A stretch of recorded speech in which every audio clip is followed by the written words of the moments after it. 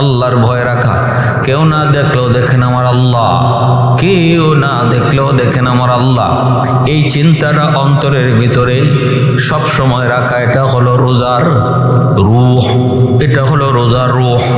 রূহটা দেহের চেয়ে অনেক দামি, কারণ মানুষের রূহ না থাকলে ওই মানুষের দেহটা পরে থাকলেও মানুষটারে আর মানুষ বলে কেউ ডাকে না, তারে নাম ধরে কেউ ডাকে না। কয় আব্দুর রহিম নাই, আব্দুল করিম নাই, অথচ তার বডি পাশে আছে কিন্তু বলে নাই। এর অর্থ হলো তার রূহটা নাই, এজন্য রূহটা হলো দেহের চেয়ে দামি। ভাইরা বন্ধুরা, নামাজের রূহটা হলো খুশু আর খুজু, একাগ্র চিত্তে নামাজ পড়া। আল্লাহ আমাকে দেখতেছেন, আমার রুকুর হালতে আল্লাহ তাকায় রইছেন, সেজদার হালতে আল্লাহ তাকায় রইছেন। এই হালতের ভিতরে নামাজ পড়া, নামাজের খুশু খুজু। ভাইরা বন্ধুরা, কিন্তু আমাদের নামাজের মধ্যে কত রকমের ডিজাইন, কত রকমের নামাজি আমাদের সমাজে আছে। কেউ আছে সামাজিক নামাজ পড়ে, কেউ আছে চাপে বইরা নামাজ পড়ে। সামাজিকভাবে যদি নামাজ না পড়ি মানুষ মন্দ বলবে, এজন্য সে নামাজে আসে। কেউ আছে চাপে বইরা নামাজ পড়ে, ঘরের মধ্যে চাপ, অথবা দোকানে চাপ, অথবা বাপ মার চাপ, স্বামীর স্ত্রীর চাপ, এই ধরনের চাপে বইরা অনেক নামাজ আছে। আবার কিছু নামাজ আছে রাজনৈতিক নামাজ, কিছু আছে নির্বাচনী নামাজ। নির্বাচনের আগে দেখবেন কিছু মানুষ নামাজে দাঁড়ায়, নামাজি হয়। এই নামাজি আল্লাহর ভয়ে না নির্বাচনে চেয়ারম্যানই করার জন্য, মেম্বারি করার জন্য? আল্লাহর কাছে নামাজ পুরস্কৃত নামাজ নয়। আল্লাহর কাছে নামাজ হবে যে নামাজ শুধুই আল্লাহর প্রেম, আল্লাহর ভালোবাসা নিয়ে নামাজ পড়ে, আল্লাহর ভালোবাসা নিয়ে নামাজ পড়ে। আমরা তো এমনও দেখি বহু রাজনৈতিক নেতা বা কোনো পোস্টে আসার জন্য মানুষের কাছে নিজের পরিচিতি জাহির করার জন্য 5 ওয়াক্ত ফরজ নামাজ, যেটা ফরজে আইন, এটা পড়ে না, কিন্তু জানাজার নামাজে হাজির। কোনো জানাজার নামাজ তার মিস হয় না, সব জানাজার নামাজ এসে হাজির। অথচ 5 ওয়াক্ত নামাজ, জানাজার আগে যে আসরের নামাজ হয়েছে, আসরের নামাজে তারা দেখা গেছে না, কিন্তু জানাজার সময় সে এসে হাজির। এ কি বোঝা যায়? জানাজা ফরজে কিফায়া। মহল্লার সমস্ত মানুষের নামাজ পড়তে হবে না জানাজা, 10 জনে পড়ছে সবার হক আদায় হয়ে যাবে। কিন্তু আসরের নামাজ যদি মহল্লার সব মানুষের না পড়া 50 জনে পড়ে, বাকি সবার ফরজ আদায় হবে না? সবার পড়তে হবে। আসরের নামাজটা হলো ফরজে আইন, অর্ধেকে পড়লে অর্ধেকের আদায় হয় না। কিন্তু জানাজার নামাজ তো কিছু লোকে আদায় করলে বাকি লোকের আদায় হয়ে যায়। তাইলে কি বোঝা গেল? ইনি ফরজে আইন আদায় করলো না, ফরজে কেফায়ার জন্য হাজির হইল। তার মানে উদ্দেশ্য হইল মানুষকে দেখানি, আমি চেয়ারম্যানের দাঁড়াইতেছি, আমি মেম্বারের দাঁড়াইতেছি, এইটা হইল তার নিয়ত। হযরত ইমাম মালিক ইবনে দিনার রহমতুল্লাহ গেলে তিনি ওই মরুভূমিতে গেলেন, যে দেখতেছেন এখানে একজন আল্লাহর ওলি, ইনি খুব খুশু হুজুর সাথে নামাজ আদায় করেন। নামাজ শেষ হওয়ার পর মালিক ইবনে দিনার তাকে প্রশ্ন করলেন, সালাম জানালেন, পরিচয় জানতে চাইলে বলতেছেন, আমি মুহাম্মদ ইবনে হারুন সমরকন্দি। মুহাম্মদ ইবনে হারুন সমরকন্দি আপনি? কহ আপনি কে? কয় আমি মালিক ইবনে দিনার। কেন এসেছেন? আপনার খুঁজে এসেছি। কি খবর? খবর হলো আজকে আমি হজের কাজ শেষ করার পর হেরেম শরীফের ভিতরে ঘুমাইছি। আল্লাহর কাছে প্রশ্ন রেখেছিলাম, মালিক এই বছর হজ কাদের কবুল হয়েছে একটু বলবানি গো? আল্লাহ পাক আমাকে জানাইছে সমস্ত হাজিদের হজ আল্লাহ কবুল করেছেন, কিন্তু মুহাম্মদ ইবনে হারুন সমরকন্দি নামে একজন মানুষের হজ আল্লাহ কবুল করে নাই। আমি মানুষের কাছ থেকে আপনার সন্ধান নিয়ে পর্যন্ত এসেছি খবরটা জানানোর জন্য। খবরটা বড় দুঃসংবাদ। কেন, কি জন্য আপনার হজ কবুল হলো না? অথচ আপনি এত বড় আমল, এত বড় একজন আমলদার মানুষ, কোন কারণে আপনার হজ কবুল হলো না? তখনই মুহাম্মদ ইবনে হারুন সমরকন্দি কান্দে আর বলতেছে, হযরত আপনার কাছে বড় কষ্টের, কিন্তু আমার কাছে এটা নতুন কোনো খবর নয়। আমার কাছে এই খবর পুরাতন খবর। আমি আজকে 40 বছর যাবৎ খানায়ে কাবার পাশেই থাকি, 40 বছর যাবৎ আল্লাহর ঘরে হজের কাজেও আমি শরীক হয়েছি। আজকে 40 বছর যাবৎ আমি হজ করি, খানায়ে কাবার পাশ থেকে কোথাও যাই না। প্রতি বছরই হজ শেষ হওয়ার পর একজন আল্লাহর ওলি আমাকে এসে জানায় যায়, ও মুহাম্মদ ইবনে হারুন সমরকন্দি, আল্লাহ আমাকে জানাইছে তোমার হজ কবুল হয় নাই গো, তোমার হজ কবুল হয় নাই। সবার হজ কবুল হয়, আমার হজ কবুল হয় না। এই খবর আমি শুধু আজকে পাই নাই, আজকে 40 বছর যাবৎ পাইতেছি। মালিক ইবনে দিনার কয়, তাহলে আপনি কেন, কি জন্য এখানে আছেন, কি জন্য আছেন, কেন আছেন, এইভাবেই যদি শুনেন তাহলে।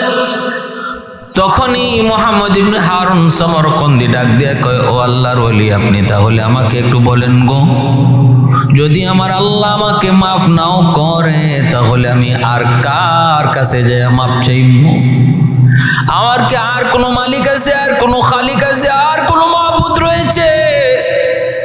আমার যদি আর কোনো মাবুদ থাকতো তাহলে তুমি ওই মাবুদের কাছে যাই মাফ চাইতাম। আমার তো আর কোনো মাবুদ নাই, আর কোনো মালিক নাই, কার কাছে যাব, কার কাছে যায় মাপ চাইমু? আমার মালিকও একজন, খালিকও একজন, মাবুদ একজন। মাফ করলো ওনার কাছে আমি পয়রা থাকবো, মাফ না করলো আমি ওনার কাছেই থাকবো, ওনার কাছেই চাইমু। এই কইয়া মালিক ইবনে দিনার তিনি চলে গেলেন। রাতের বেলা ঘুমাইছেন, স্বপ্ন যুগে দেখে দু জাহানের বাদশা মরুর দুলাল আমার আপনার নবী মালিক ইবনে দিনারের ঘরে হাজির। ডাক দিয়া বলতেছে, ও মালিক, তুমি তো আল্লাহর বান্দারে নিরাশ করে ফেলেছ, তুমি তার এই কথা কেন কইলা? আল্লাহ তোমারে মাফ করবেনি?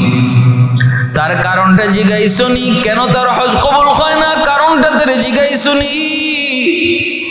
মালিক ইবনে দিনার তিনি আবার চলে গেলেন, যা জিজ্ঞেস করেন, ও আল্লাহর ওলি, একটু কও না গো, কেন আল্লাহ আপনারে মাফ করে না, এর কারণটা কি একটু জানেননি? এই কথা কইতেই তখন মুহাম্মদ ইবনে হারুন সমরকন্দি তখন কয়, হযরত, বড় দুঃখের ঘটনা, আমি কারো কাছে বলতে চাই না আমি কত বড় পাপী, কত বড় জাহান্নামী। আমি সমরকন্দের বহুত বড় একজন ব্যবসায়ী ছিলাম, কিন্তু টাকা পয়সা কোনো কিছুর অভাব নাই, অভ্যাস ছিল খারাপ। আমি নেশা করতাম, মদ খাইতাম। একদিন নেশা করে মাতাল হইয়া ঘরে ঢুকছি, গভীর রাত, মা সামনে আসছে, মারে মারধর শুরু করলাম। এই মাতাল অবস্থায় অজ্ঞান হয়ে আমি মাকে মারতে মারতে মাকেও আগুনের ভিতরে ফালাইয়া দিছি।